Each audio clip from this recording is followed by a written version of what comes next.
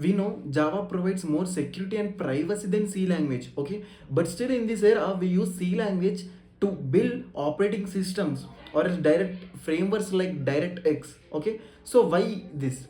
This is because we know every C program starts its compilation at main function, okay? But can we edit the flow of compiler? That means executing the other user function first, and after completing the other function compilation, executing the main function, okay, and before terminating that main function, executing another function, okay. So can we set the flow of compilation? We know printf and scanf functions are inbuilt in standard input output library, so without including that library we cannot use printf and scanf functions because it shows some compilation error or some warnings, okay. So what if the interviewer asks to use the printf and scanf function without including that library? Yes, it is possible. We know data type is a type of data that we store, but it is not the technical way or technical term to answer it interview questions. We get lot of code snippets that can't even understandable, declaring a char data type and printing the integer, okay. So how can this flow happens? To learn the C language in a technical manner, or else to answer the interviewer questions in a technical way, or else to gain the contents in C language. Each and every topic is taught from basic to advanced level. It means you can answer the questions from C language in your interview round or else in your technical round. So please do watch the full video to understand this. This is the part 1 and this video is up to data types. So any questions around these topics till data types, you can easily answer them. Okay. Hello BTECians, this is Arvind. Welcome to BTech with Arvind. So in this video we are gonna watch C tutorial. So I'm gonna start from scratch and to advanced, and don't skip any part of the video. So before getting started with C language, let me tell you why programming languages are in the scope. Okay. So if you give an operation to the machine and a person, okay, for example you give an addition like 2 plus 3 and 2 plus 3, okay. So person may answer the 2 plus 3 answer in 1 second, but machine takes 3 seconds, okay. And next, when you change the data, that is if you ask the person like 243 plus 349, person takes nearly 20 seconds to solve the answer, but machine, it takes constant time, that is 3 seconds. And when you add the complexity, that is when you add the multiplication concept, for example 243 into 546 into 729, person may take 3 minutes or more than the time, but machine takes just 3 seconds. So machines, they make our work easier. So this is the reason programming languages are in scope, okay. So what does this programming language actually? So programming language is a structure we declared ourselves, okay, so that we can communicate through the machine. That is why programming languages are introduced.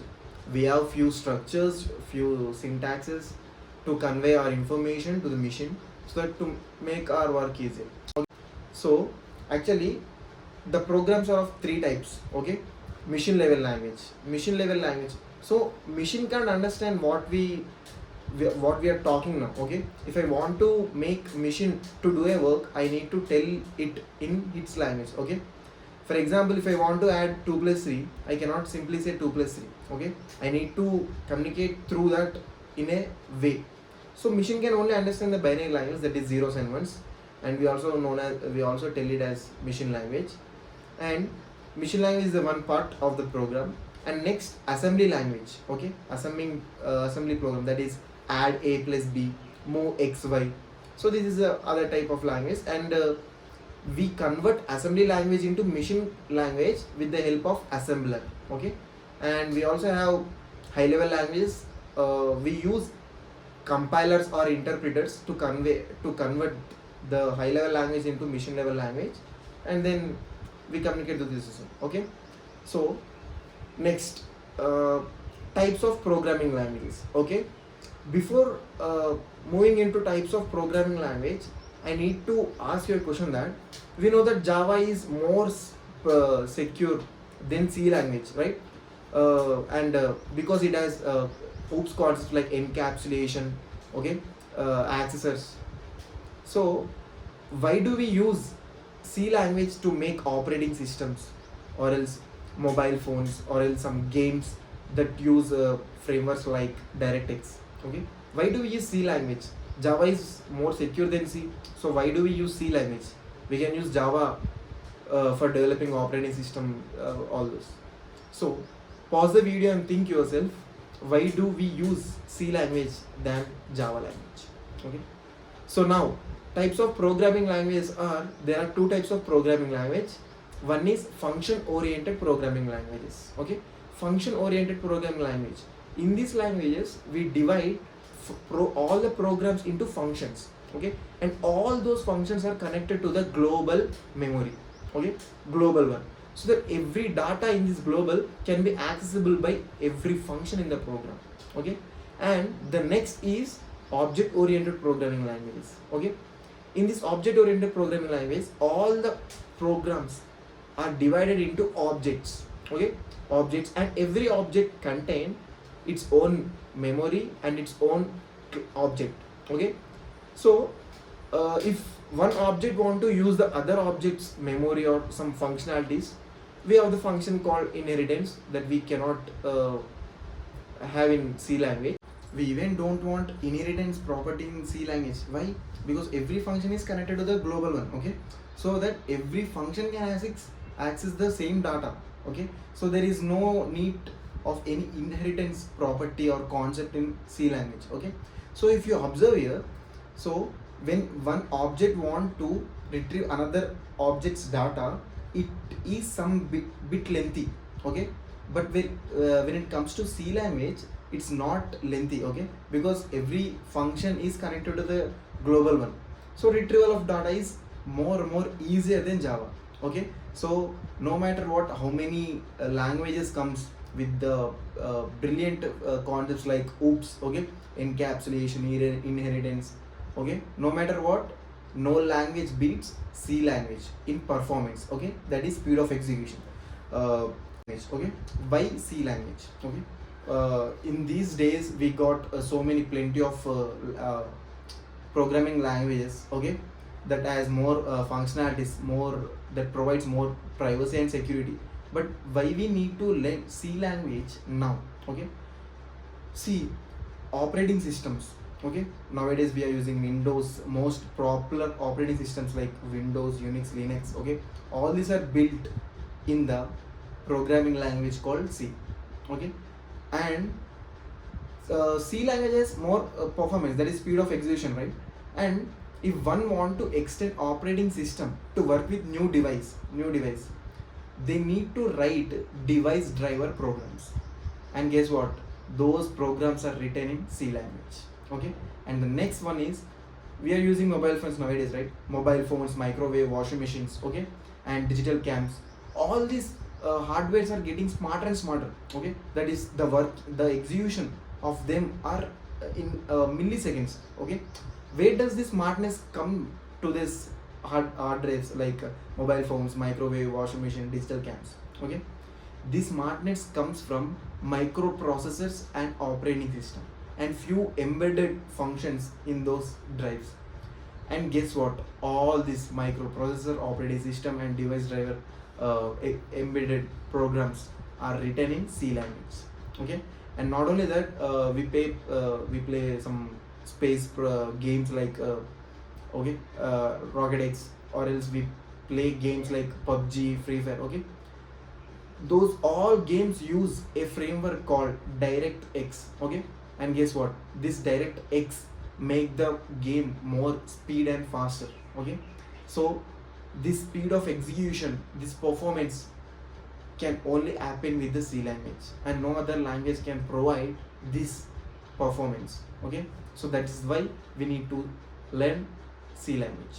Okay, now we gotta catch all the basic information that we need to know. So now let us see C. Okay, so now I need to tell you the history of the C. Okay, C was developed and written by the man called Dennis Ritchie in 1972 at AT and T's Bell Laboratories. Okay, Guess what?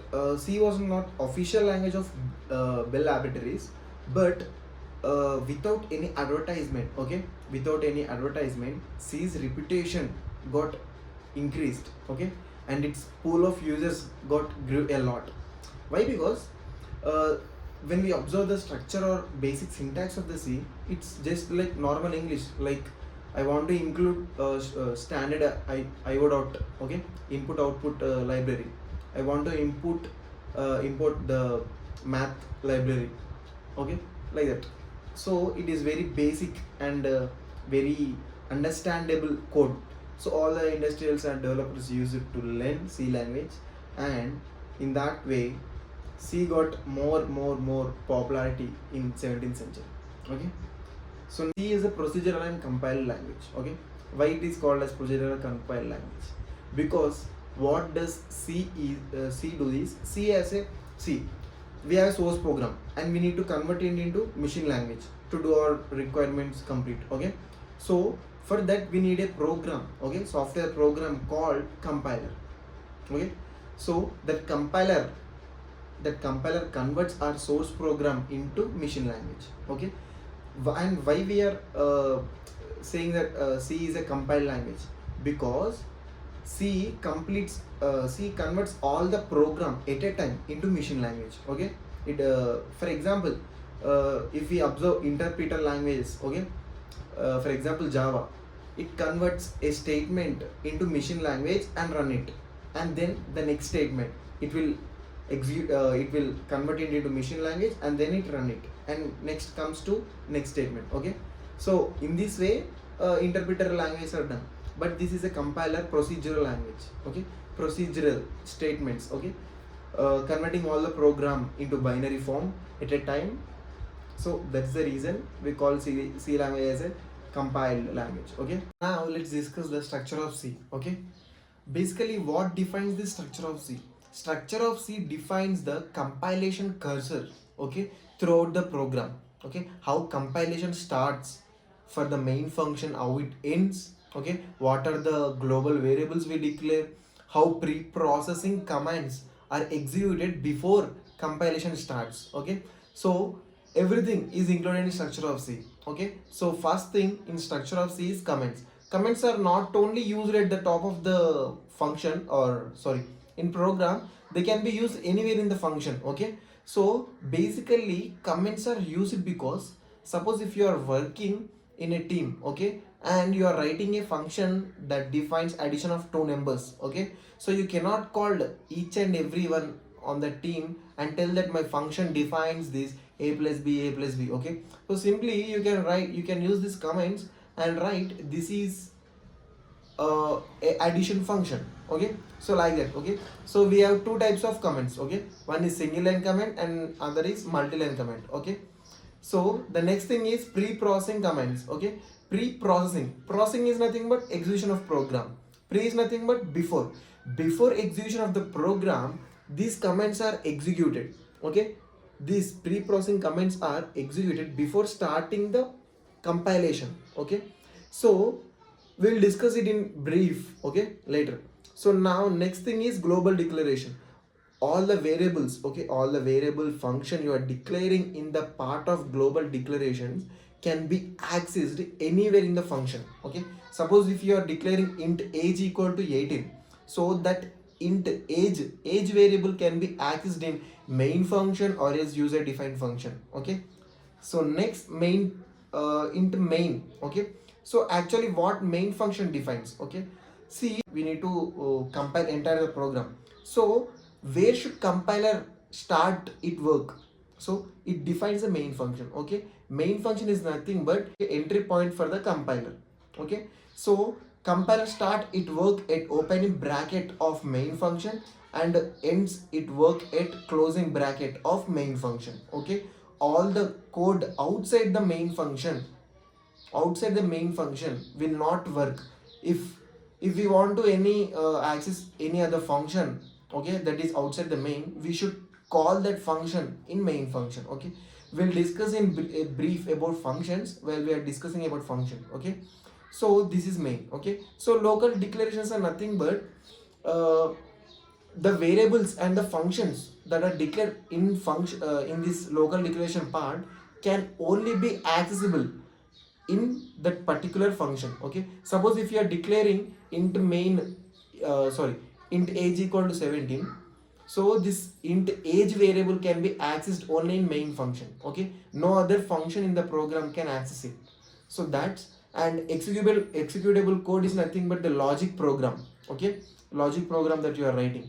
And next, user defined functions. Okay, so if you are writing any other separate function, for example addition, multiplication, modulus function, or prime numbers, how to find prime numbers function, so those are written in bottom of the main function. Okay, at the end of main function. Okay, so this is structure of C. And if you observe, the before compilation starts, pre-processing commands are executed, right? So after that, main function. Okay, so first pre-processing commands are executed, then main function, and then user defined functions. So how the execution is going from top to bottom, right? So that's why C is known as top bottom approach language. Okay, because first the top statements are executed, then the middle one main function, and then the last user function. So from top to bottom the execution is running. So that's why C language is known as top bottom approach language. Okay, so now let's discuss in brief about pre-processing commands. Okay, this pre-processor directives. Okay, we have four types of pre-processor directives. One is macro expansion, the next one is file inclusion, next is condition compilation, and the other is miscellaneous directives. Okay, so in this we learn a lot of things. Let's first discuss about file inclusion. Okay, file is nothing but here is header. Okay, header is nothing but libraries. Okay, so C provides us n number of libraries to make our work simple. For example, if you want to find out square root of 625, okay, so you need to check from 1 to 24, 1 square, 2 square, 3 square. In that way you need to check 24. Okay, so C provides us a library called math. Okay, so in this library, if you use simply math.sqrt of 625, it will directly provide you the number square root of 625. Okay, so in this way we have n number of libraries. So the main library in C language is stdio.h. So in this stdio.h we have printf and scanf functions, and also main function. Okay, so every time you write a C program, you must and should include this library because it contains printf and scanf function. So no program runs without any without a printf statements. Okay, so now let's see that through the program. Okay, see, I have opened a file in code blocks. Okay, so every time I write a C program, I must and should include this stdio.h header. Okay, so when you include this library, you can access the functions in this library. Okay, we have printf function, scanf function, main function, and some other useful functions. Okay, so to use them you have to include this library. Okay, so that's the first part of the structure of C. Okay, pre-processing command is file inclusion. We have included the file. So this is not only one case of including the file. Okay, you can also include libraries or files with the help of double quotes. Okay, so what is the difference between this hash include angular bracket studio and hash include double quotes? Okay, so when you use hash include double quotes stdio.h, it search. Okay, program searches that file first in your folder. Okay, where you are saving that program, it search stdio.h in that folder. Okay, if a compiler does, if preprocessor does not find that file in your folder, then it will take that library from our libraries. Okay, standard libraries, we call them as standard libraries. Okay, we have list of standard libraries, so stdio.h is taken from them. Okay, so when you use angular brackets, okay, so directly preprocessor what it do is directly it will take that library from the standard libraries. Okay, So that's the main difference. Okay. So next part of the structure of C is after pre-processing commands, global declaration. So it is your option. Okay, it's optional actually. So next, main function. Why main function? Because compiler starts it work here. Okay, and ends it here. Okay, so here. So if anything I want to print on screen, I need to use printf function. So if I want to use printf function, I should include this standard input output dot data. Okay. So example, I'm writing. Okay. Hello world. We'll discuss about printf function in brief. Okay. So the next part is returning the zero. Okay. This is structure of basic program of C. So when we compile it, uh, we'll get an output as hello world. Okay. So what we write in this double quotes, okay, in printf function, that will be printed on the screen. Okay. So this is file inclusion. So file inclusions, we can include the file in two types, angular brackets and double quotes. Okay. So so the next thing is macro expansion. Okay. Macro expansion. See, macro expansion can be done with the help of keyword called hash define. So with this we can define a constant. So when you define a constant, for example pi equal to, you should not use equal to or anything. Okay, just simply define keyword space pi space value of the uh, what we say micro expansion. Okay, so that, so when you define like this, okay, when you define like this, what the preprocessor do is, see, before the source code goes to compilation, it will goes to preprocessors. Okay, so you can know that in build process. Okay, so the preprocessor, what it do means, when it finds any micro expansion in the main function, it will replace it with its value. For example, int a equal to 3.14, sorry, pi into 3.14. Okay, so you can also use just 3. Okay, pi into 3. Okay, and I'm printing this a value. Okay, so how it's print everything, we'll discuss in brief. Okay, what is a printf function, what is scanf function. Okay, so this is the way. Okay, so whenever the first the source code goes to preprocessor, so preprocessor check the whole program, and wherever it finds the pi, okay, wherever it finds the pi, it will replace that pi with this value. Okay, it just simply replace with value. Okay, so the output is like this. Okay, 9, as we took integer, so it is not printing decimal value. Okay, so this macro expansion not only used to define numbers, floats, integers, it is also replaces the operator. Okay, it also replaces the operator. So has defined keyword.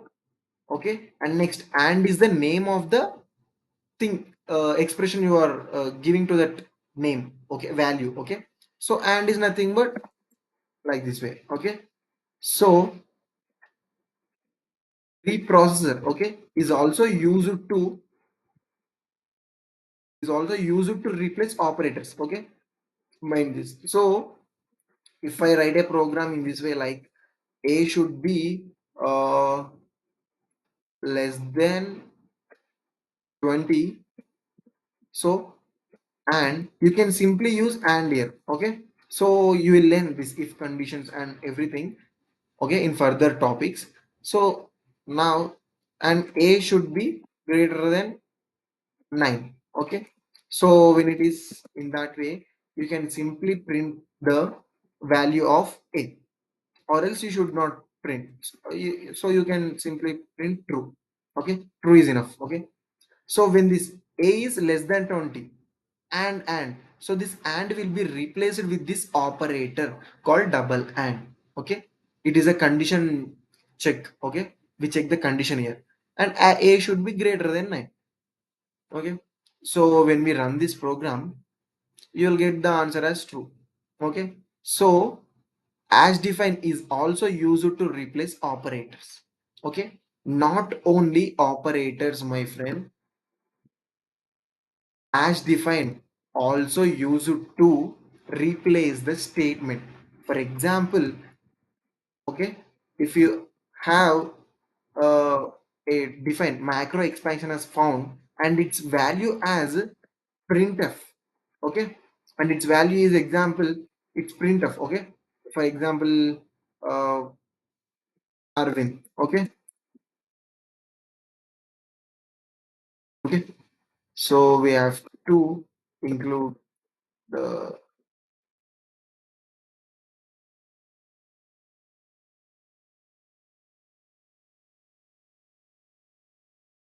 okay, we have included a library and has defined found printf. Okay, so whenever the preprocessor finds this, okay,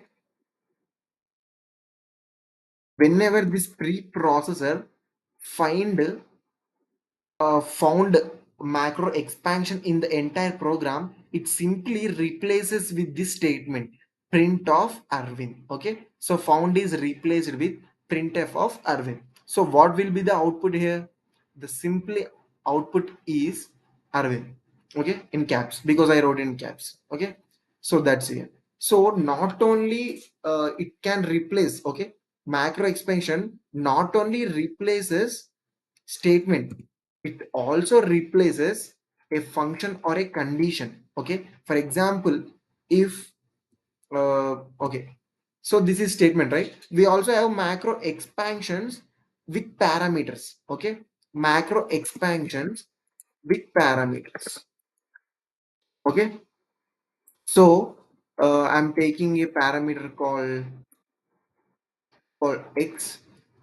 Okay, I'm taking a parameter called x, and this is the found of x is the name of macro expansion, and what could be its value is you can write your requirement here. Okay, so my requirement here is I just want the value of x into x. Okay, so now found is nothing but x into x. Okay, so or else you can directly printf the value of x into x. Okay, so percentile. You will learn about this printf function in detail, in very detail, in very minute detail and macro detail. So what I have told here, if you want to use printf function, you should include the standard io.h. Okay, right? So without including this standard io.h, we can we can use this printf function. Okay, so this we are gonna see in further videos. Okay, so simply when I run this program, okay, sorry, I have not passed the parameter. Simply I'm passing 5. Okay, so whenever this found of x is seen in the project by the preprocessor, not the compiler, by the preprocessor, simply this found of x is replaced with the printf of x into x. It means 5 into 5 25. It will be output will be the 25. Okay, yeah. Okay, so these macro expansions are used to replace the value operator and a statement, printf statement, and a condition. Okay, and so on. Okay, so this is the parameterized macro expansion. Okay, so this is the macro expansion thing. Okay, so we have discussed about file inclusion directives, okay, and macro expansion directives with arguments and without arguments, that is with parameters or without parameters. And next, next one is condition compilation. Okay, condition compilation is as simple as conditions. Okay, so we'll see it in further topics. Okay, condition compilation. And third one is miscellaneous directives. Okay, so here begins the fun. Okay, see, in C by default the compilation starts it it opening bracket of main and closes it closing bracket of main. So my question is and my requirement is the compilation should start at other user defined function, and after completing the compilation of that function, the main function should be compiled. And after completing the main function, so before terminating the main function, other function should be executed. Okay, so is this possible? The first question is this possible? Your answer is probably no, because you have done so many programs on C, and every time you do, you start your compilation at main function, right? So my answer is yes. Okay. So it can be possible with the simultaneous directives. Okay. That means we have directives like pragma. Okay. Pragma is also a pre-processing command. Okay. We have pre-processing command called pragma. So this is possible. Okay, it mean compiling the other function. Okay, compiling the user defined function first, and then the main function is possible, but on a condition. Okay, so we have n number of online compilers IDs, right? So every compiler, every IDE doesn't have all the C libraries. Okay, C have n number of libraries and directives. Okay, so all the compilers and directives does not contain these programs. Okay, I mean does not contain these directives. So the only compiler that has every directive of C is Turbo C or Turbo C++. Okay, so for that you should install Turbo C or Turbo C++. Okay, so this Turbo C has every directive and every library of C compiler, C program. Okay, so now uh, let us create the or open the existing, okay, existing C program. And now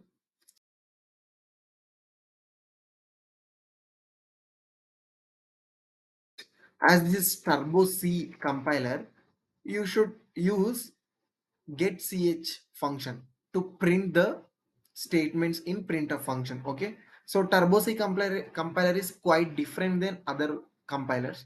So for that, you should, for using getch function, you should include.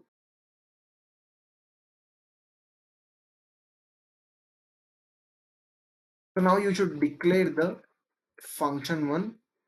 Okay, with no parameters, and function 2, so that the compilation should end here. Okay, and next the main fun begins here. Okay, so using this pragma directive, okay, you can start up the compilation at the function you want. So I want compiler should start it work at fun1 function.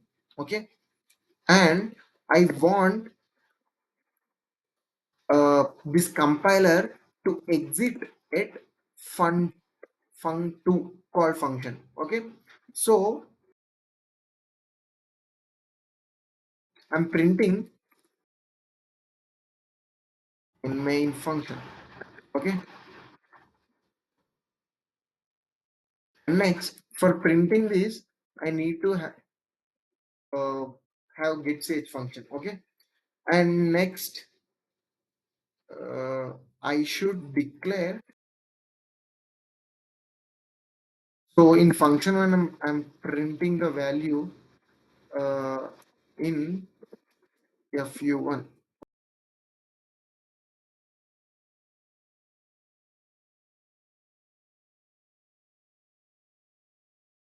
So this slash n indicates the new line. Okay,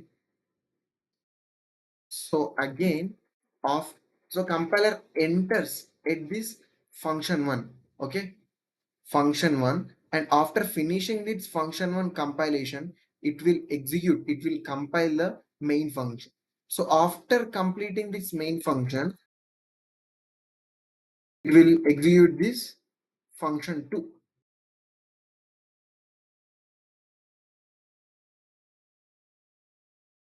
Okay. For printing this, I need to have this getSH function, and after printing this, I need to clear the screen. Okay, slrcrc. Okay, so let's compile it first. Oh, we don't get any errors. Okay, okay, return a value. Okay, so always why return 0? You can return 1 2 3. Okay, if we return 1 2 3 or any negative number, does the function work or not? Okay, do it yourself. Okay, pause the video, do it yourself. So answer is we can run the function even if you won't return the 0. Okay, then why return 0 always? So returning 0 states that the compiler has successfully exited the main function. It means we have successfully run our program without any errors. Okay, so returning 0 is nothing but 0 states for successful compilation. Okay, so now let's run this program. Yeah, in function 1, see, the first statement is in function 1, and next is in main function, and next is in function 2.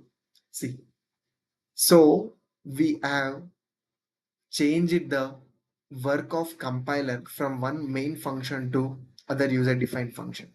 Okay, So now let's discuss about the build process of C program. Okay, see, structure of C and build process are completely different. Okay, because structure of C is nothing but the program you write or the logic you want to execute. Okay, or else the steps, the functions you want to convert into the machine level language. Okay, but build process is nothing but it is the transformation of source code into machine level code. Okay, so this is known as build process. Build process is nothing but how a source code is generated, its executable code. So this is known as build process. So is it really necessary to know about build process?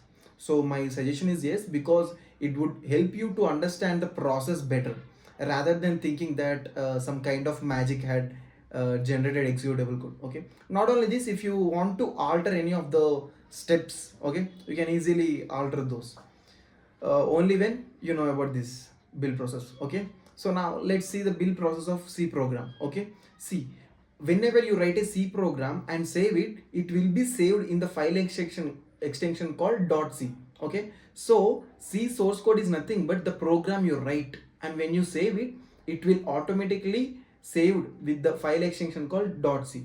Okay, and next, as we have already discussed in the structure of C, the source program will first go to preprocessor.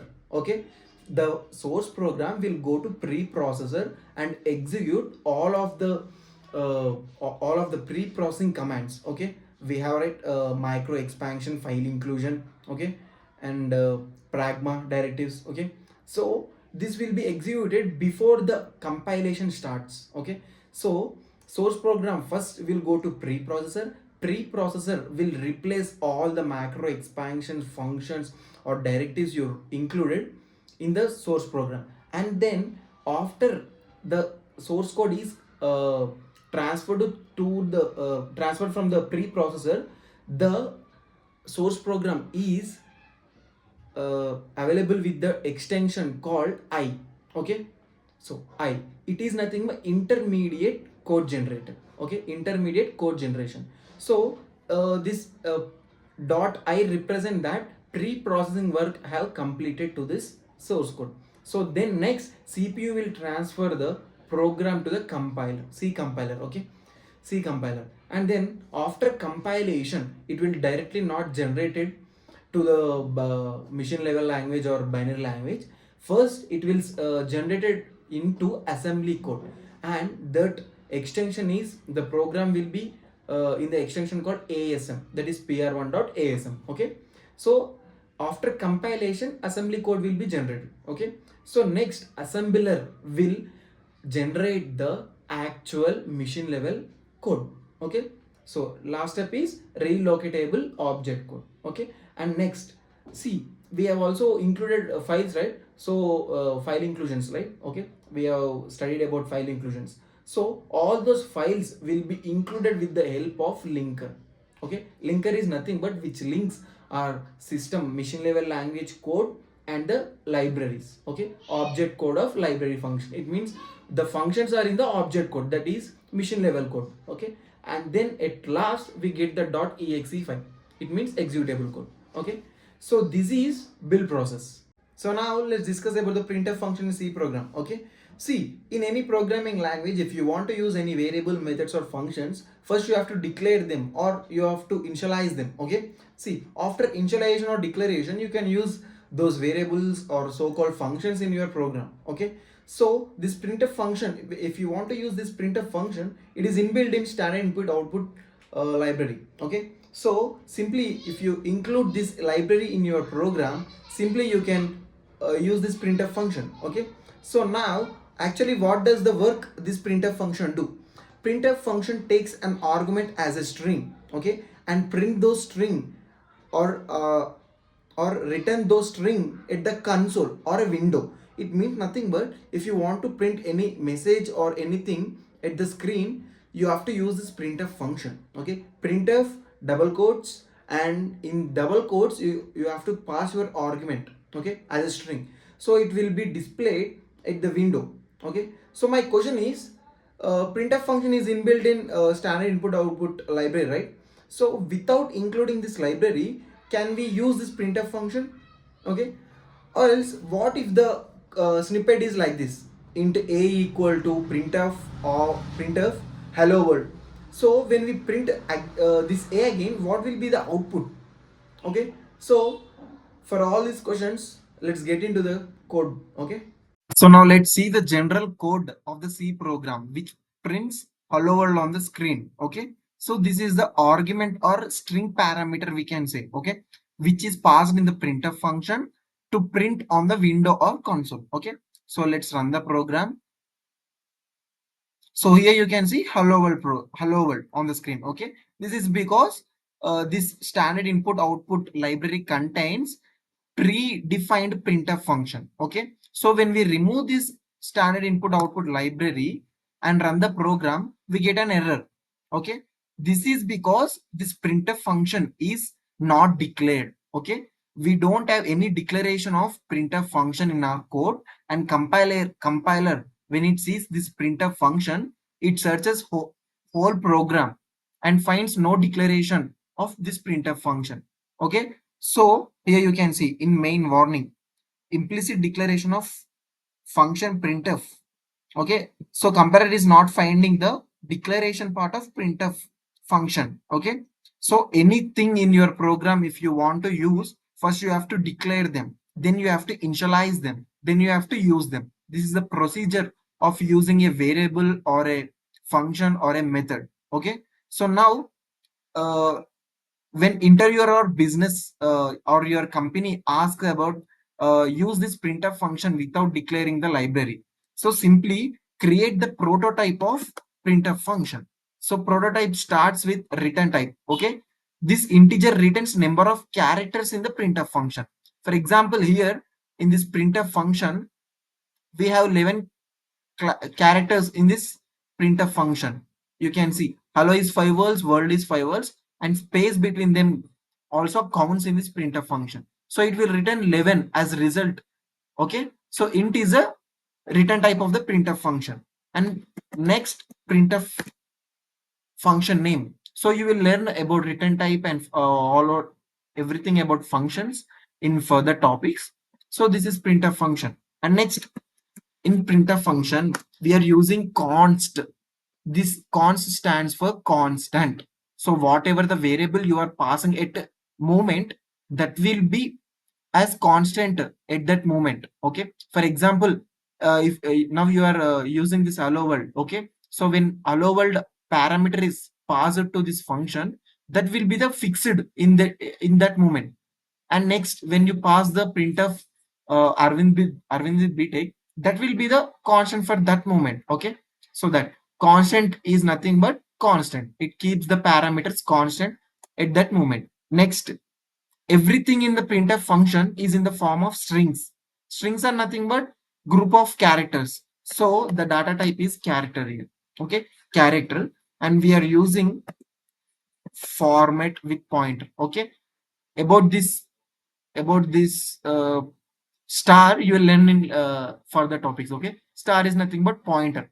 This format defines that the characters are in sequence. Okay, in sequence. So how many letters, how many words, how many characters, special characters are passed in this parameter to this definition of declaration of printf function, though those characters will be in sequence manner. Okay, so this is the prototype. But sometimes we also pass different variable parameters. So for that to handle that parameters, we use this ellipse operator. Okay, this three dots is known as ellipse operator or ellipse functionality. Okay, so what happens here is this ellipse function declares that n number of variables are passed, n number of variable parameters are passed at a time. Okay, you will learn about this in further topics. Okay, so this is the prototype of printf function. So now when you write this printf prototype function and run this program, you can see this hello world program. Okay, so when the interviewer or company asks about the using of printf function, you can simply use this prototype. Okay, because standard input output library contains much memory. Okay, so when you are using only printf function, you can simply have this prototype and use the printf function. Okay, so this is the first part. And what if the program is in like this way? Okay, so int a equal to printf, and again we are printing this a value. Okay, so how to print everything you will learn. Okay, so this statement state that I'm printing the value of a. So what is the value of a? Guess. So as the prototype function defines, return type is integer. This integer returns how many characters are in this function. So this type of questions you can see it code snippets at interview level. So let's run this program. Output should be 11. Okay. So okay, new line. See 12. Okay, because first we got 11 as the answer, because at that particular time hello five words and world is five characters and space is one character, 11 characters. But as I'm declaring here new line. Okay, so basically this backward slash is known as escape. Okay, escape character, it escapes the character. For example, if you want, see, without this escape character, hello world and 11 will be printed side by side. Okay, side by side. But when you use this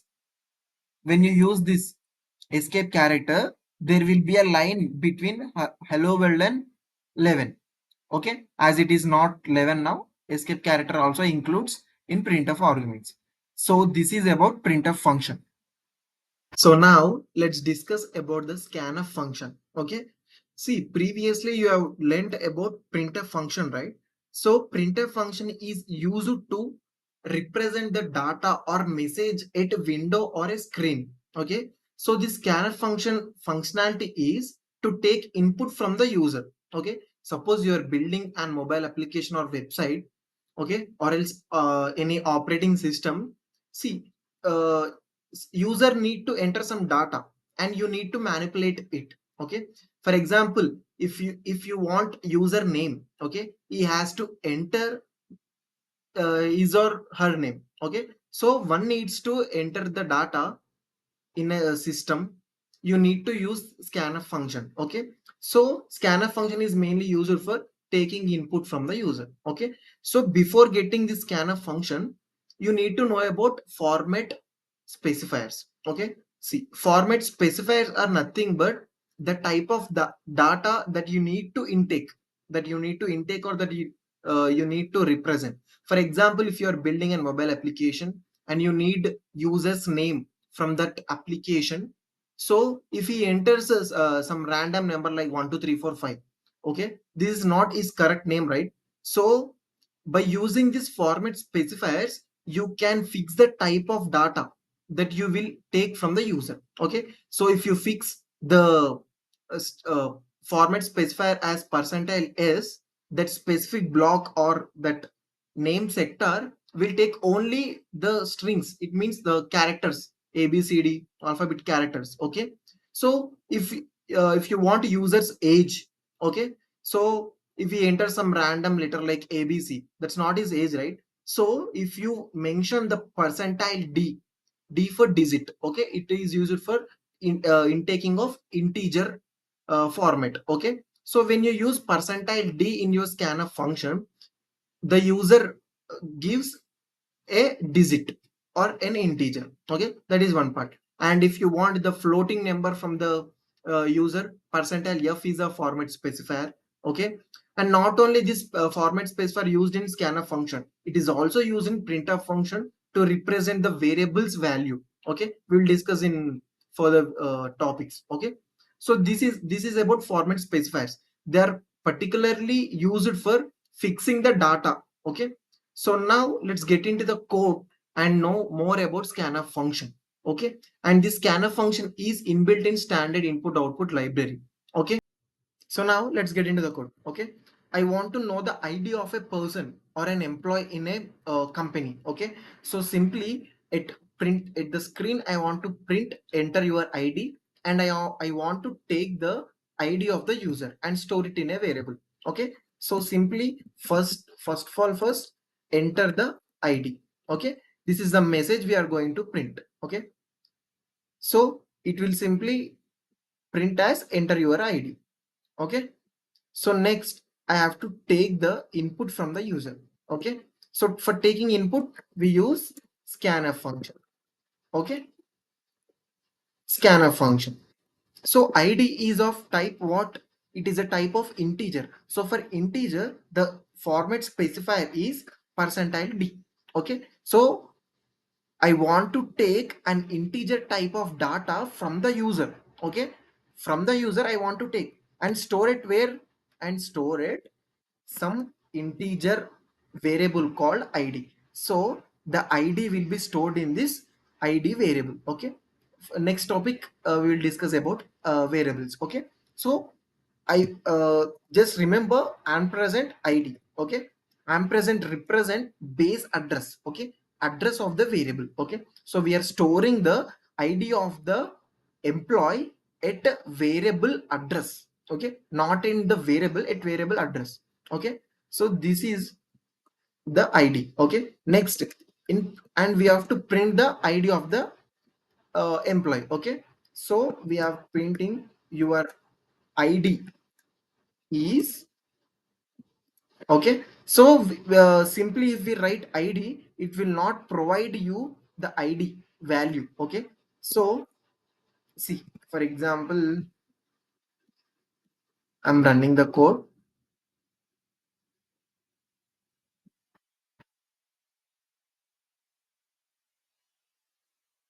enter the id. So I'm entering suppose 98. See, your id is id. We are not getting the value of id because we are not using the format specifiers. Okay, at printf function. So simply use percentile. Percentile represents it is a format. Okay, and what type of data you want to print there? Of type integer. Okay, so next at this place what is the value it should be printed? Okay, I want to print the id variable value. So comma value of id. Okay, suppose if you have two three extra variables, you are using percentile d 3 4 times at your printf year statement. So at what place the value should be hold, it is represented by here. Okay, you will get to know more about printf function and format specifiers. Okay, so now it will print the exact results.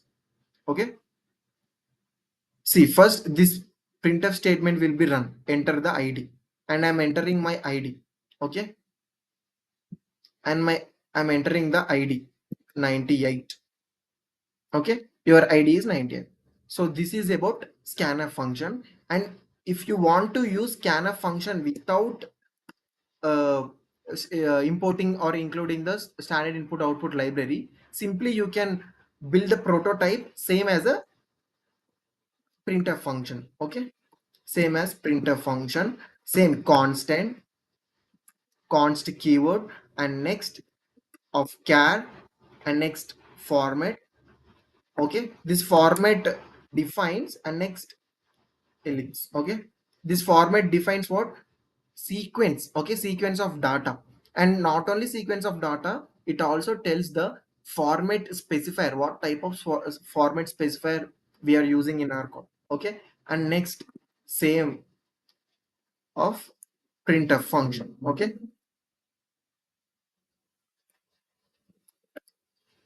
now let's run the code.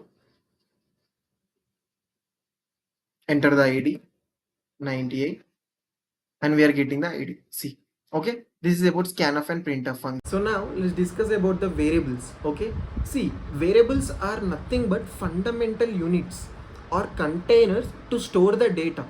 The data may be of type anything. It may be of type integer, character, float, string, name, double. Okay, the type of data can be anything. Okay, so variables are simply used to store the values or data. Okay, and definition of variables is nothing but variables are named memory location. It means in a ram. Okay, ram is a main memory, right? So main memory is divided into blocks of bytes. Okay, so for a block we are giving a name. Okay, and this name is known as variable. Okay, that is the explanation of definition. Variable is named memory location. For a location we are giving a name, that is known as variable. Simply example, if you tell a person that come to the place and give him some coordinates of latitude and longitude, he will confuse, right? So uh, so in fact, providing the coordinates, if you provide the name by assigning those coordinates to that name and provide the name, it will be easy to find. Okay, so variables are nothing but named memory location, giving a name to the memory of a block in the memory. Okay, so with the help of variable we can access two values. The first one is value of the variable. Okay, and the second one is location number. Okay, see, memory is of bytes, right? So memory locations like 1020, 1024, 1025. So we can access with the help of variable name we can access two things. One is variable value and one is variable location. Okay, for accessing variable value, simply we can use variable name, and for accessing variable location we have to use ampersand symbol in front of variable name. Okay, and next we have three types of variables. Okay, the first type of variable is global variable. Okay, global variables are nothing but declared outside the main body or outside any function. Okay, those are called global variables. And global variables can be accessed from any function and can be modified from any function. Okay, so that is actually global variable. Okay, and next, the local variable. Okay, local variable is nothing but it is declared inside a block, inside a specific block or inside a specific function, is known as local variables. And local variables can be accessed only within those functions that are declared. Okay, and next we have static variables. Static variables are normally declared at local but can be retained in the sense it can uh, it can store the value. Okay, it can store the value and increment. Okay, of how many types the function call is done. Okay, we'll understand it in the code clearly. Okay, so we have three types of variables, right? Let's get into the code and see what is a lifetime and what is the scope of the variables. So before getting this, let's know the terminology of the variables. Okay, if any location is named, for example int a, so this statement is known as declaration. Okay, declaration of a variable. Okay, and if the named location is valued like a equal to 10, this is known as initialization. initialization of a variable. Okay, so this is the declaration part and this is the initialization part.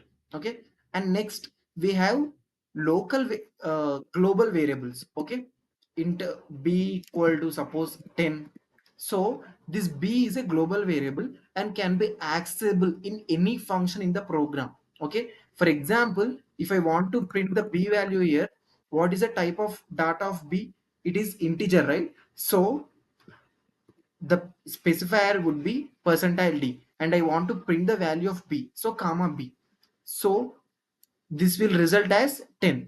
Okay, so I'm printing, this is a global variable and global variable is accessible in main function. Okay, not only accessible in main function but can also be changed. Okay, see, the initial value of b is 10 but I have modified here like 45, so it will be modified and print as 45.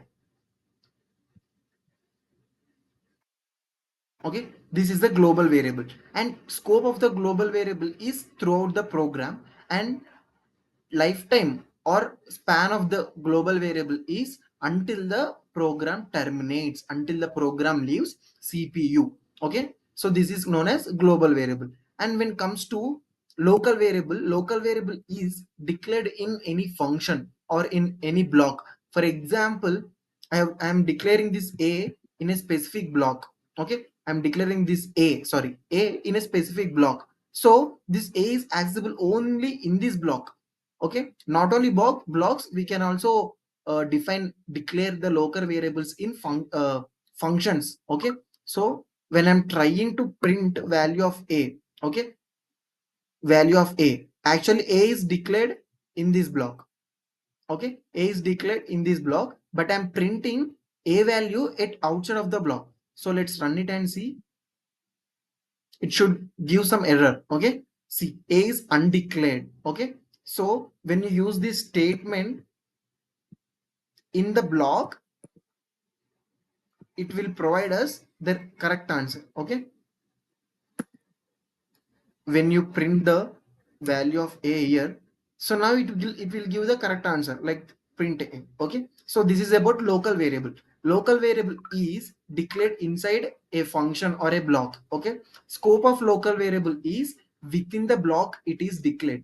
Okay, when you print out of the block, the variable won't be in scope, it means the variable won't be find.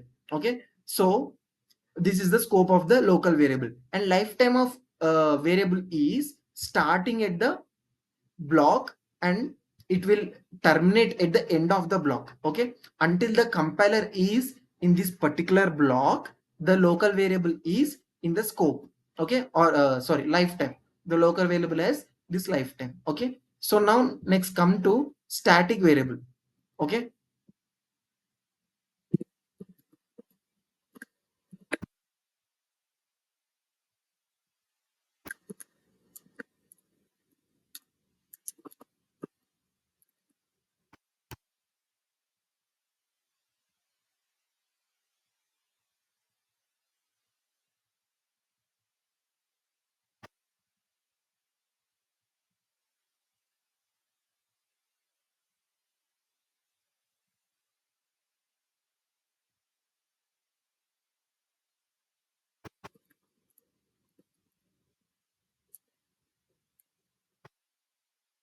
see, for getting better understand, I have declared and I have wrote a function called temp. Okay, so what this temp do means, whenever the temp function calls, it will print the count variable. Okay, count variable in the temp function. So static variable is also declared locally but can be retained throughout the function calls. Okay, let's understand that meaning here. Okay, so I'm just calling the function now. About all this function declaration, definition and calling, we'll discuss in further topics. Okay, so this is known as function call. Okay, see, first let's discuss without this static word. Okay, without this static word, what will be the output? Okay, I would initialize it 0, so every time the function is calling, the value of the count is initialized again and again. Okay, So at the last it will print just 000. Okay, let's see, sorry, 111. Okay, so it is because we have incremented count here. Okay, first it is initialized 0 and it will increase it and it is printed. Okay, next again when the second time the function is called, again it is initialized 0, again it is increased, again it is printed. Okay,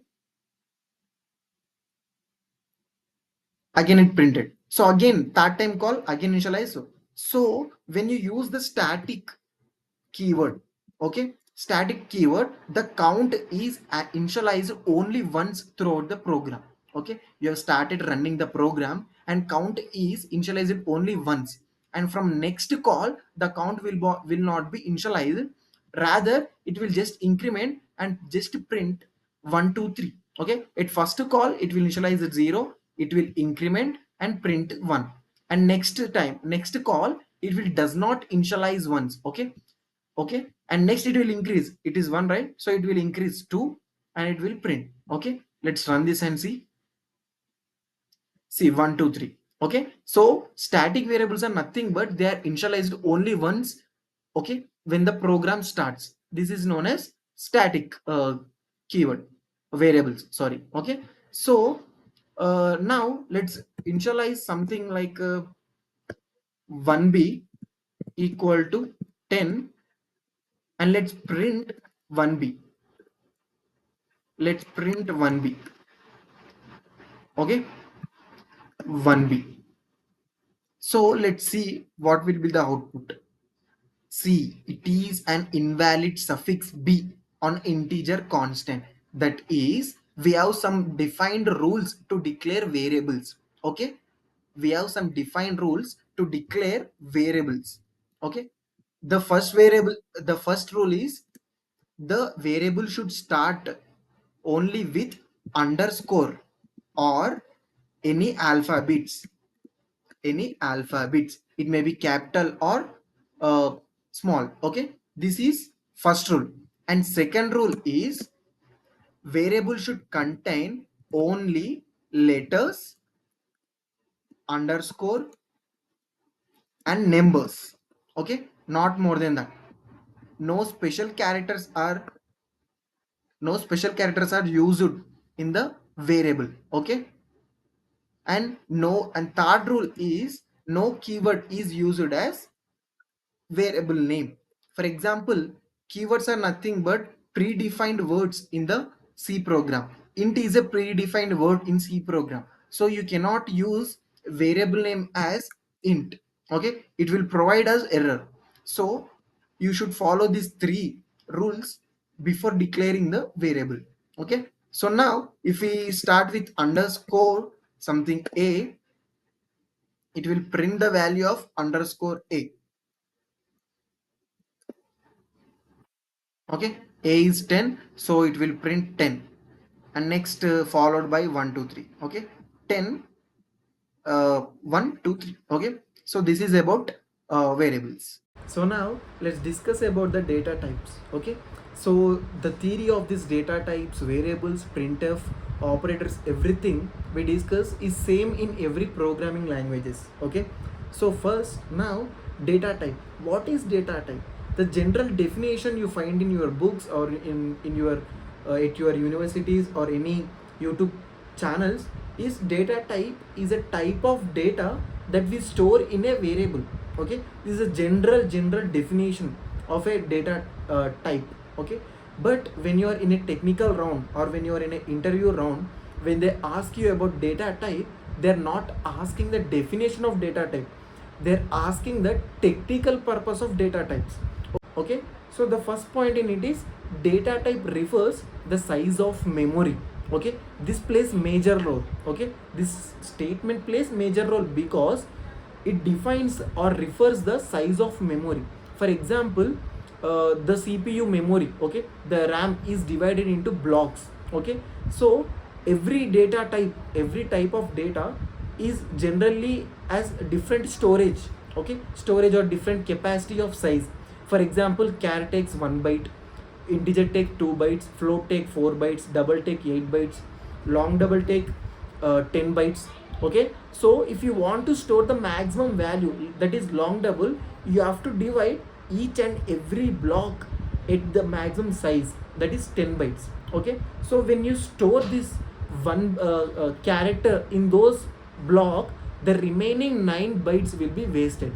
Okay, and you store some other integer in another block, the maximum capacity of that particular block is 10 bytes. Okay, variable, that is integer variable, used just 2 bytes, so remaining 8 bytes of that block is wasted.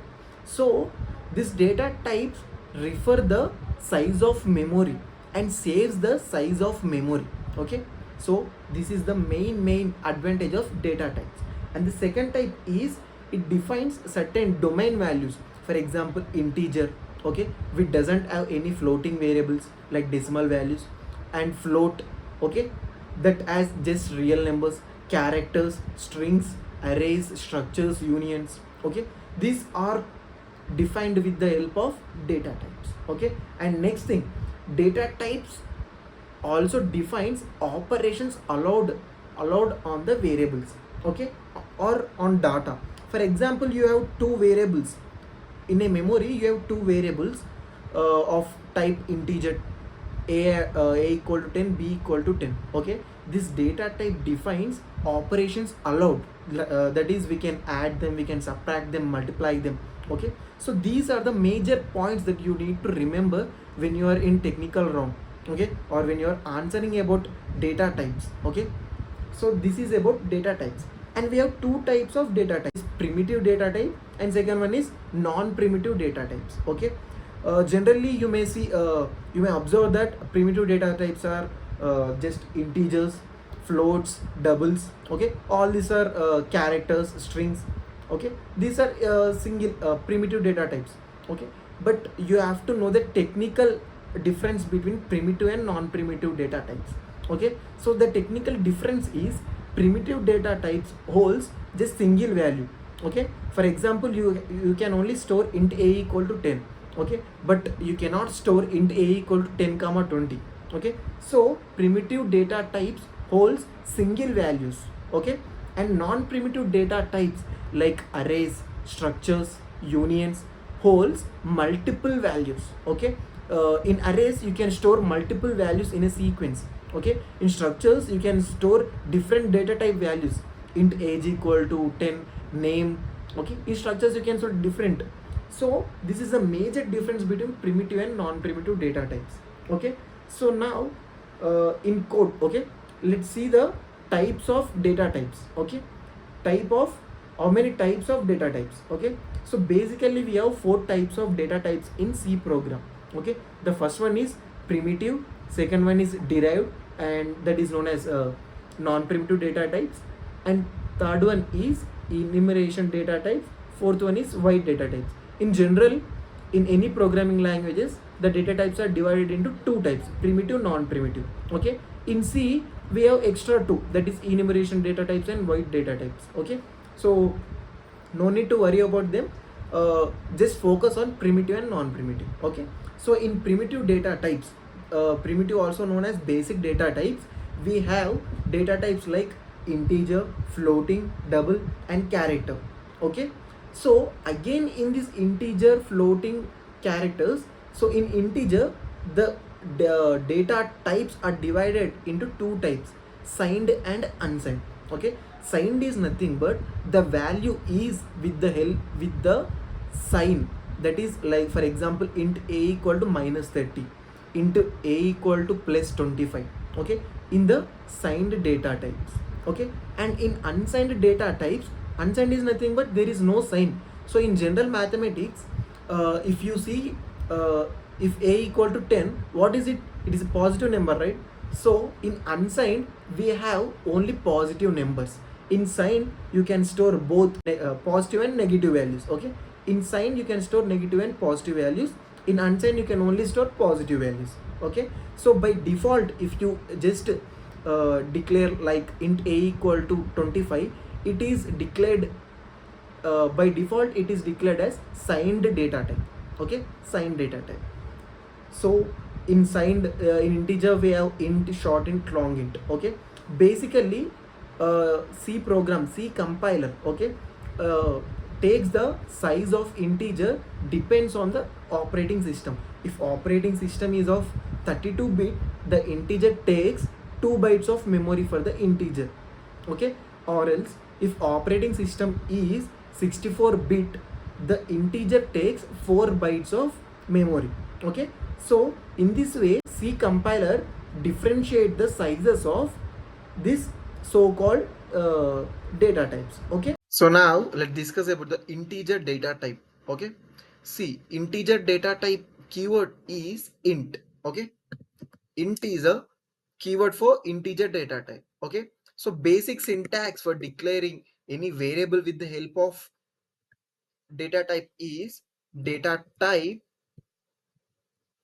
space variable name and value if any, space equal to and value if any. Okay. Or else simply you can declare the variable just like example data type and variable. Okay, so example is int a. Okay, so this is the declaration part of data type with the variable with the help of data type. Okay, so now let's discuss about the size of the integer. Okay, size of integer in C varies from system to system. Okay, integer data type size is not fixed in every computer or every laptop you use. Okay, according to operating system bit, the sizes vary of integer data type. Okay, if your system is of 32-bit, if your system is of 32-bit, the integer takes 2 bytes of memory. Okay, or else if your system is of 64-bit operating system, so it takes 4 bytes of size, 4 bytes of size. Okay, so according to this bytes or size storage, the range is also varies. Okay, so for 32-bit operating system, integer takes 2 bytes of memory and the range of integer is minus 32,768 to plus 32,767. See, by default, this is a signed integer. Okay, signed integer. In signed integer, we can store negative and positive. Okay, so this is about 32-bit operating system. And next, if we use 64-bit operating system, the integer takes minus 2 billion to plus 2 billion. So any number within this range we can store in this 4 bytes integer, or any number in between range of 32,000 to 32,000, we can store it in this 2 bytes integer. So my laptop is about a 64-bit operating system. So let's see what it prints. So for printing the size of integer, we have a function called size of integer. Okay, so in C language, size of integer, size of any data type can be of type long double, LD. So specifier would be LD. So we have this size of A. So variable A is of integer data type. So size of A is known as size of int. Okay, so my operating system is 64-bit. So the size of integer is 4 bytes. Let's run and check the size of integer. See, okay, so this is of 4 bytes. So when you are working in a company, you just required a range of minus 32 to plus 32. For example, to store, if you want to store any a person's age, so you don't need this 4 bytes of memory. Okay, simply you are wasting 2 bytes of memory if you are using this 4 bytes of memory. So to reduce the size, to reduce memory or to save the memory, if you can use simply this 2 bytes. Okay, so how can we fix this? Okay, so in these days everyone are using 64-bit operating system. So by default integer is of 4 bytes. Okay, so how can we fix the size of integer? Okay, for this we have a keyword called short. Short is a keyword that fixes the size of integer for just 2 bytes. So whenever you are using a person's age or something that less than 32,000, you can simply use this short int. Okay, so now we are discussing about signed data types. Okay, so let's see size. Yeah, so this is of 2 bytes. Okay, so if you want to increase the size of your integer data type, simply you can use long instead of short. Okay, so when you use this long keyword, the integer will automatically set it to 8 bytes of size. So as as size increase, the range is also increase. So whenever you want to store any phone number, see minus 2 billion. Okay, a person's phone number cannot be fitted into this 4 bytes integer, right? Because it is just minus 2 billion to plus 2 billion. Okay, so you cannot store this so-called phone number in this range. So simply you can use long int a. It means long defines you want to use 8 bytes of memory. Okay, so this is of size of integers. So this is of about signed data type. Signed data type is nothing but a byte. See, 2 bytes is nothing but 1 byte is nothing but 8 bits. So 2 bytes is nothing but 16 bits. So in 16 bits, 1 bit is taken for signed one. Okay, that is plus or minus. So by this, the ranges are divided, or the ranges changes when it comes to signed data type and unsigned data type. If you want to know more clearly about how these ranges are setted, okay, if you want to know it in advanced level, I'll provide a link in my description, which is the video is of about 5 to 6 minutes. So if you watch that, you will know clearly about how bits are divided and how these signs are arranged, how the ranges we derive from the size of an integer. Okay, so if you want to know more about, I'll provide link in my description. Please go and check it. Okay, so this is about signed data type. So we also have unsigned integer, right? So okay, unsigned integer. For unsigned integer, we won't use a bit for sign. It is nothing but positive or plus. So in that bit even we can store the number. So simply for 32-bit operating system, which is same as 2 bytes of memory. So the range is in between 0 to 65535. Okay, and for same for 64-bit operating system, for which is also known as long int, which takes 4 bytes, is range of about 0 to 4 billion. Okay, so whenever you want to use a phone number, what would be the data type you use? Long int in signed one. Okay, so this is about signed and unsigned integers. Okay, we have learnt about the storage, the capacity, the ranges. Everything is good, right? But where it is actually used, see, we can use it in two ways. Okay, the first thing is in interview. Okay, or interview or in any technical rounds for code snippets, they ask you some questions that we'll discuss now. Okay, and the second one is in a practical way. If you are building any project in a, or if you're working in group, so in practical way you can use this uh, data types ranges. Okay, okay, so uh, now let's discuss the questions that we may see in code. Okay, that we may see in technical code. Okay, for example, see, I'm giving int a. Okay, so my operating system is about 4 bytes, so I can store it from minus 2 billion to plus 2 billion. But I want to store age, so I simply use short keyword. Okay, short keyword, and I'll see the range. The range is of about, okay, the range is of about 2 bytes. Okay, so 2 bytes. So the range, the memory capacity is 2 bytes. So the maximum range we can store is minus 327682 plus 32767. Okay, so okay, let's print the let's give any value for suppose 400, and let's print the value of 400. We also have formats specifiers. For example, for signed one. Okay, for signed one, the format specifier for integer would be percentile d. Okay, and for unsigned, the format specifier for integer is percentile u. Unsigned is nothing but u. Okay, simply remember like unsigned and u format specifier. So short, and this is signed one. Short int a equal to 400. So the range is minus 32k to plus 32k. So when I want to print this, format specifier is percentile d, and I want to print the value of a. Okay, so let's see what it prints. Okay, yeah, the code is running very good. It prints 400.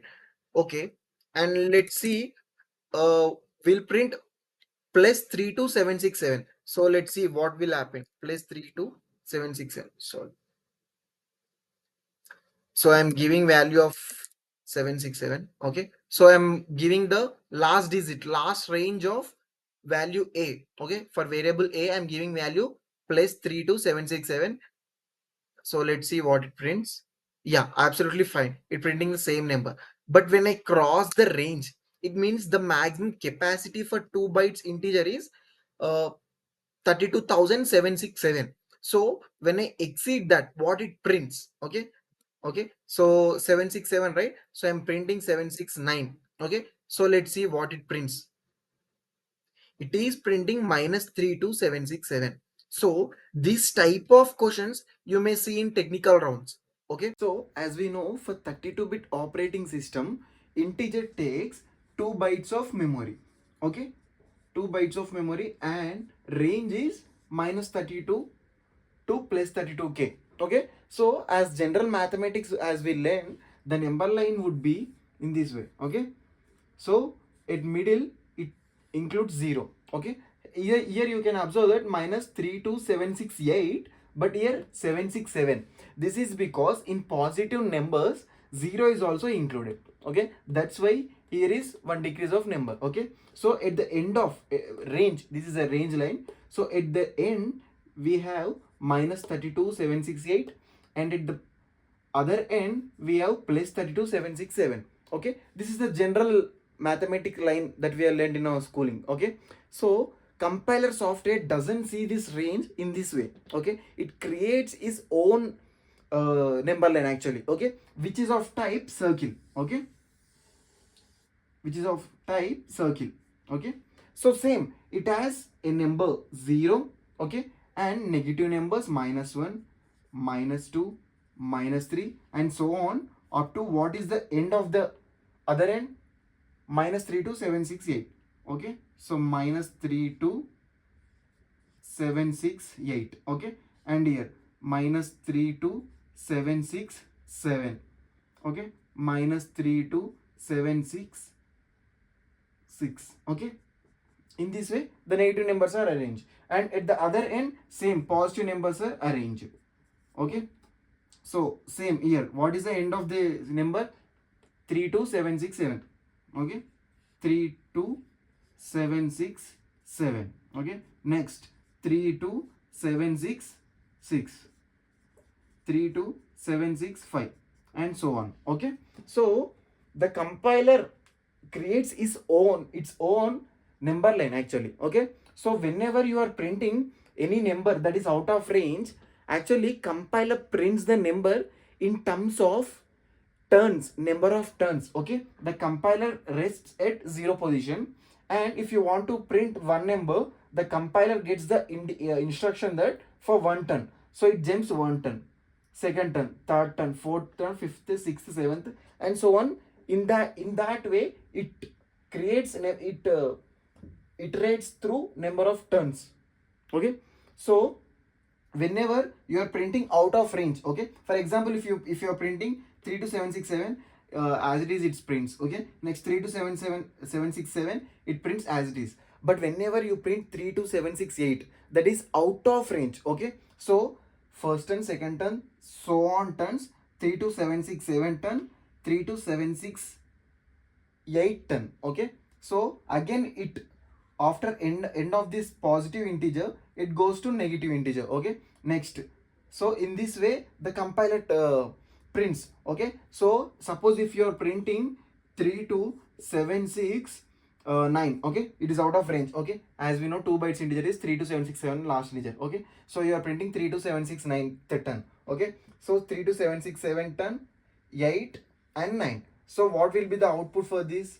Output is -32767. Okay, try it yourself.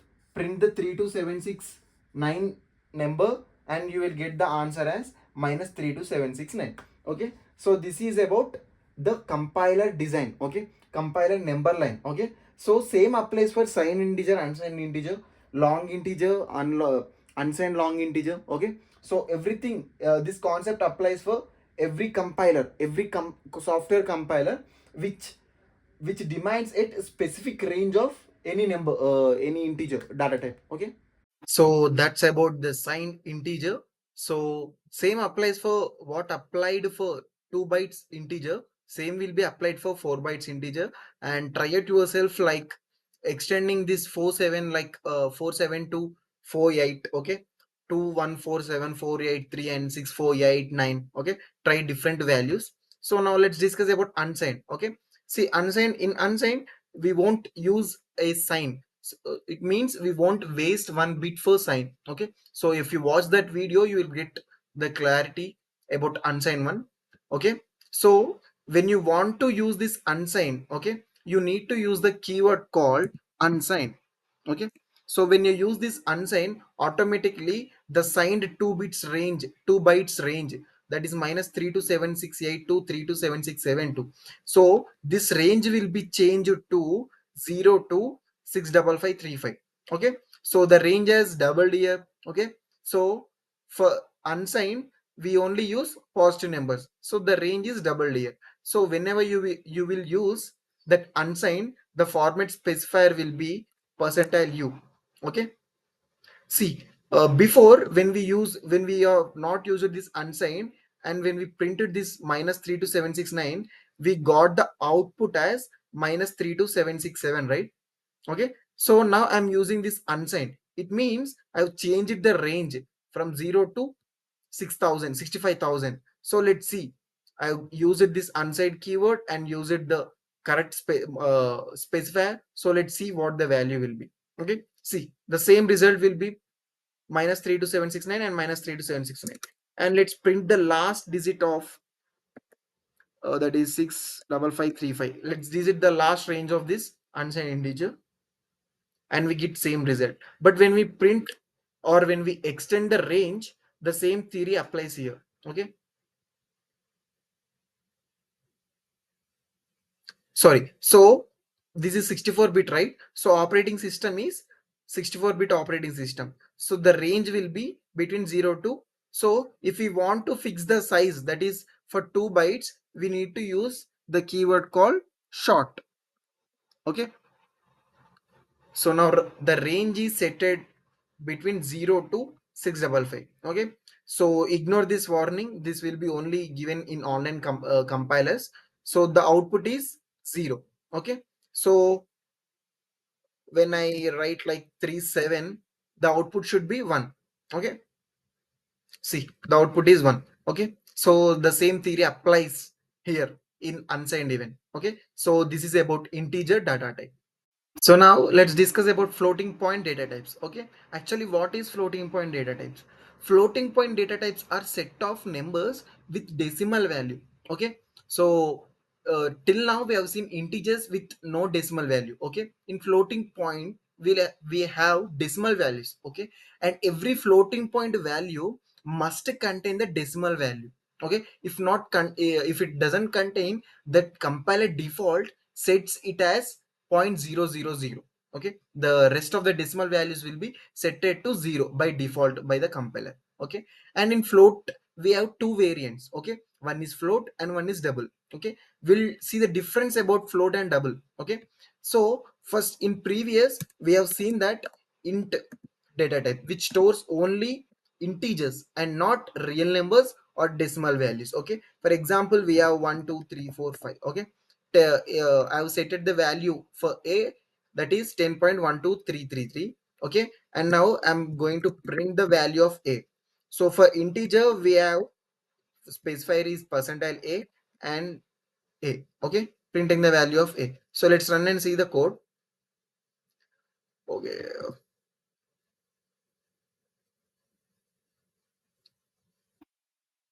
okay, see, I have set the value 10.1233, okay, but what did the output I get? So it is 10 point. So instead of integer, if I use this float, okay, and for float we have specifier as f, okay, for float the format specifier is f.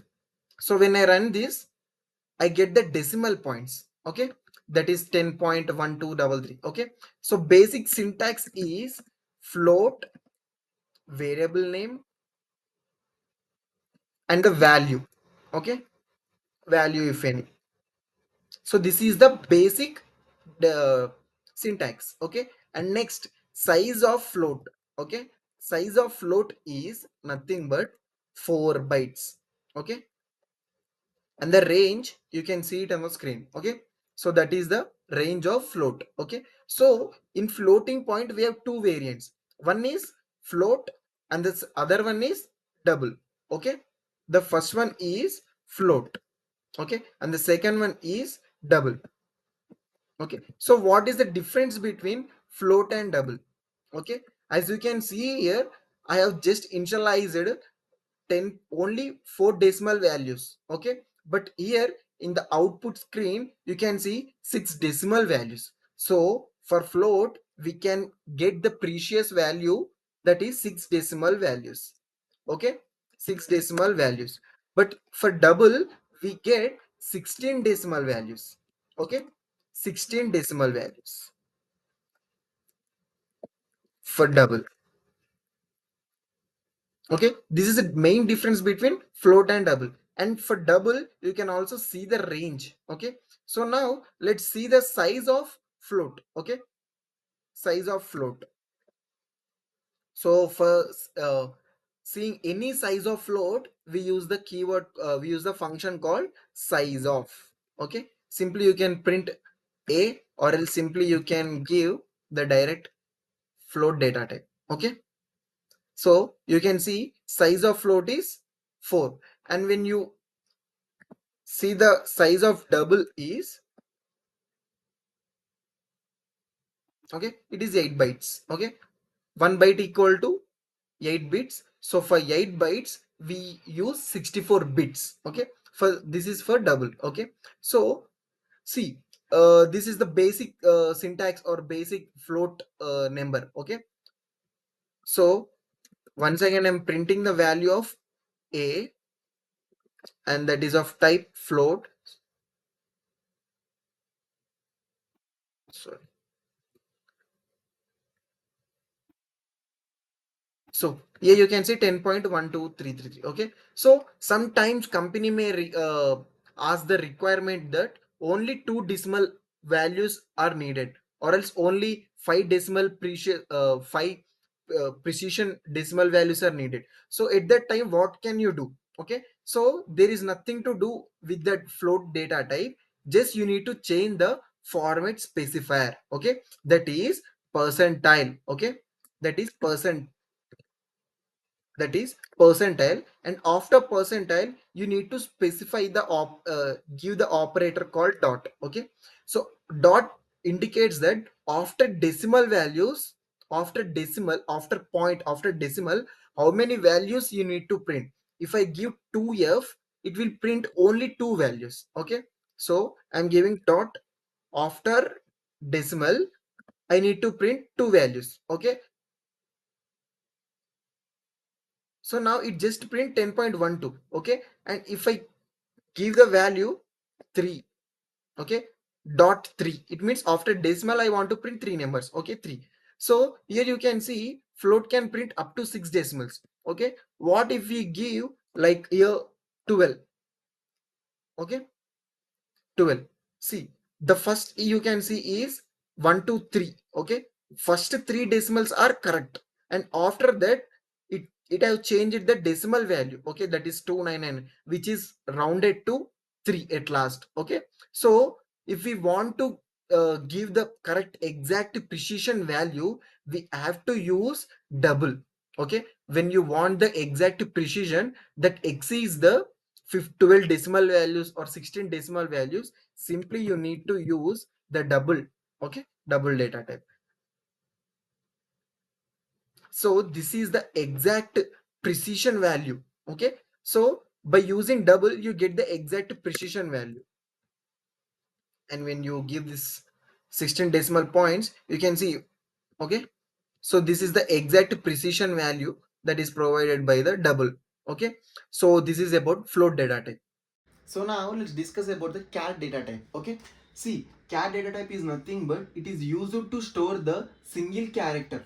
Okay, so for character the keyword is char. Okay, if you want to store any letters like a b c d or else any symbol at the rate ampersand, okay, any symbol it may be. Okay, so you can store in this char data type. Okay, basic syntax is char space variable name, okay, and equal to, in single quotes you can represent your data, it means any character a b c d. Okay, so simply you can also ampersand. Okay, okay, at the rate. Okay, so this is the basic syntax of character. Okay, character takes 1 byte of memory. Okay, it takes 1 byte of memory. Okay, 1 byte is nothing but 8 bits. Okay, so 8 bits, character takes 8 bits of memory. Okay, so let me divide this box into 8. Okay, 2 3 4 5 6 7 and 8. Okay, so as we know computer can only understand binary language, that is zeros and ones. Okay, so whatever you store in these bits are stored in the form of binary language, it means zeros and ones. Okay, so what is the minimum value we can store in this uh, boxes, I mean bits. Okay, so for all 8 bits we can store 000. So this is the minimum value for these bits. It means all 0 is nothing but what is the integer value, it is 0. Okay, so and the largest number we can store in this 1 byte is known as all ones. Okay, so all ones is nothing but what is the integer, 255. Okay, so character range is from 0 to 255. Okay, so we can only store the characters in this between in this range. Okay, so as we know the system can only understand the binary language, that is zeros and ones. Okay, so how these characters are stored in the char data type. Okay, so how this character is stored in this 8 bits of memory. Okay, so for this we have character format. Okay, so in C we use ASCII format. Okay, ASCII. So from 0 to 255, okay, for every number, okay, the character is assigned. For example, for 98 a is assigned, for 99 b character is assigned. Okay, so whenever you store this a, okay, whenever you store this a in the variable, something variable called a, so this a is stored in the form of 98. Okay, so this 98 is converted to binary language and stored in this bits. Okay, so this is the general thing about character. Okay, so in character we also have signed, okay, and unsigned one.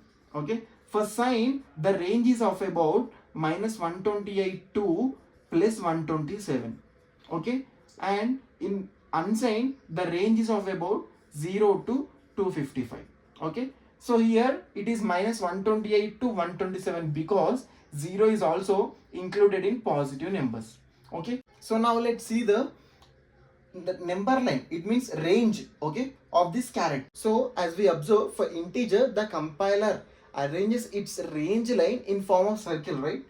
Okay, so same thing applies here. Okay, so the range line starts from 0 at left side, -1, -2, -3.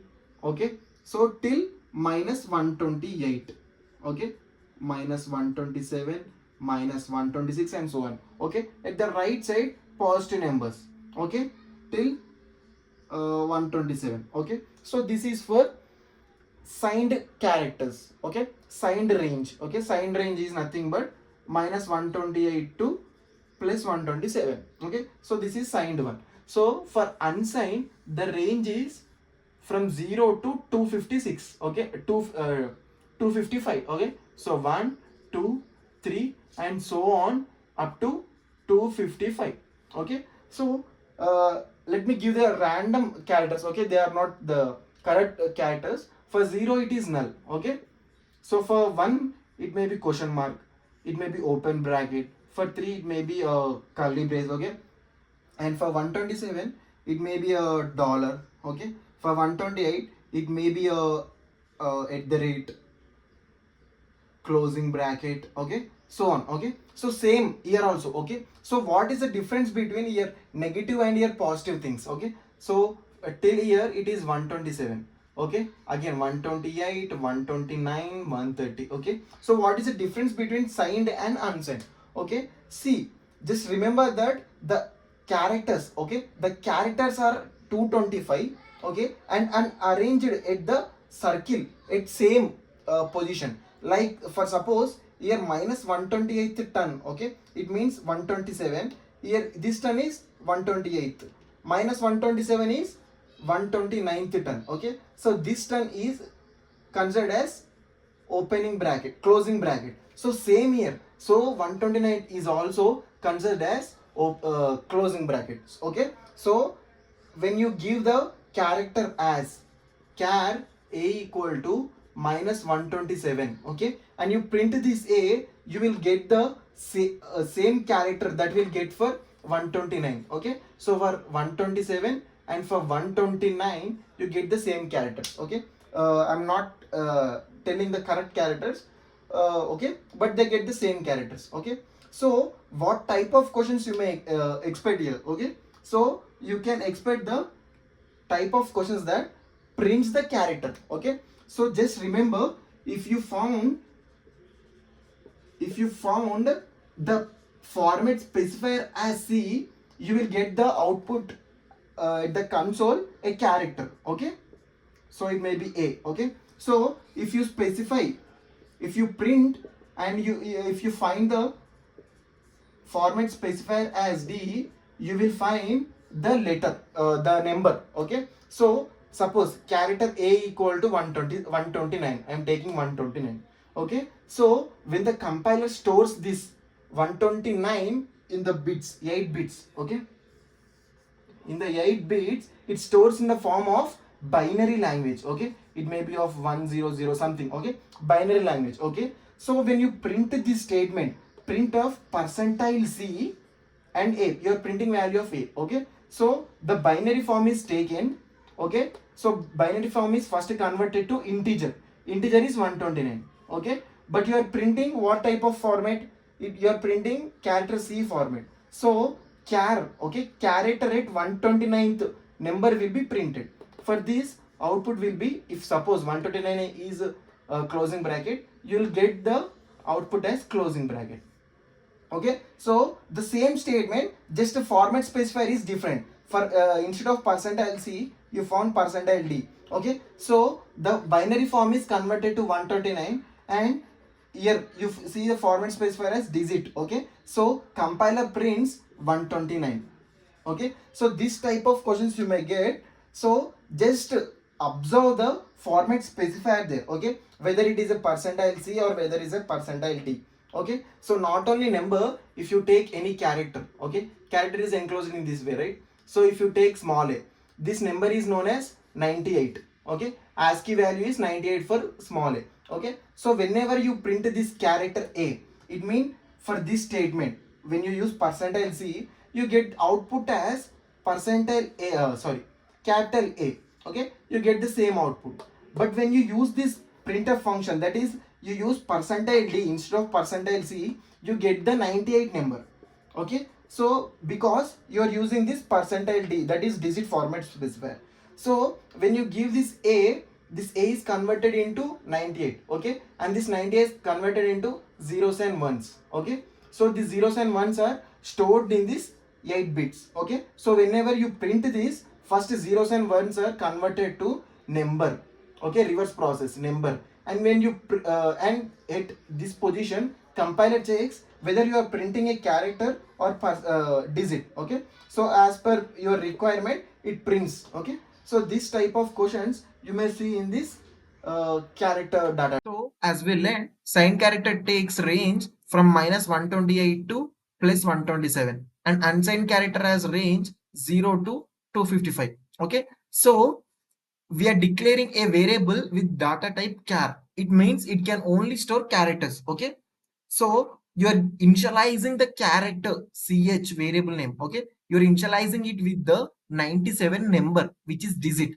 Okay, so when the statement is executed by the compiler, first the 97 is converted into binary language, that is zeros and ones. Okay, and this binary languages code is stored in those 8 bits.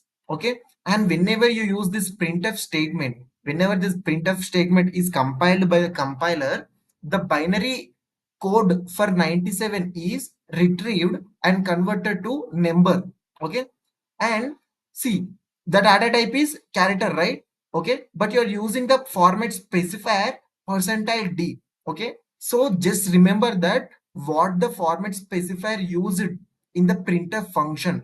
Okay, those type of data is displayed at your monitor. Okay, and you may get a doubt that we have declared the character. Okay, so when we print this printf character, we should get some character. Okay, so that is absolutely wrong, because the format specifier user want that output as integer. Okay, so that's the reason the format specifier plays here. Okay, so let's see. So as the theory part, 96 97 is stored in those 8 bits. Okay, so whenever you are printing, the 97 binary language is converted to 97, and format specifier is %d. So we should get output as percentile, sorry, 97. Okay, okay, so we got our output. Okay, so what if I'm assigning a character like, see, 97 is for A. Okay, and 95 number is for B, as per ASCII format. Okay, so I'm assigning ch for B. Okay, B, and I want to print digit. Okay, I have initialized B to the ch character variable. Okay, and when I'm printing the ch variable, I want it in the format of integer. Okay, so the compiler first, when it runs this statement, it takes the integer value of b. Integer value of b is nothing but 98. Okay, this 98 is again converted to binary, and this binary is stored in those bits. Okay, so when this printf statements runs, this 98 is reconverted into the binary is reconverted to this 98 integer format, and you want output as integer, so it prints 98. Okay, let's observe it. Okay, so you get 98 as a result. Okay, and if you want to print the character, you have to use %c. Okay, so for character, the format specifier is %c.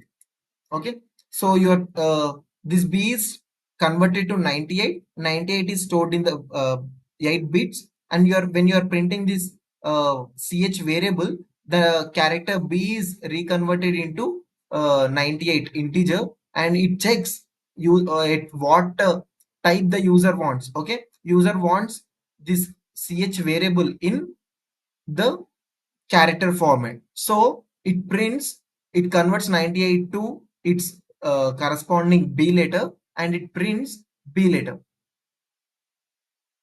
Okay, so this type of questions you may get in this character data type.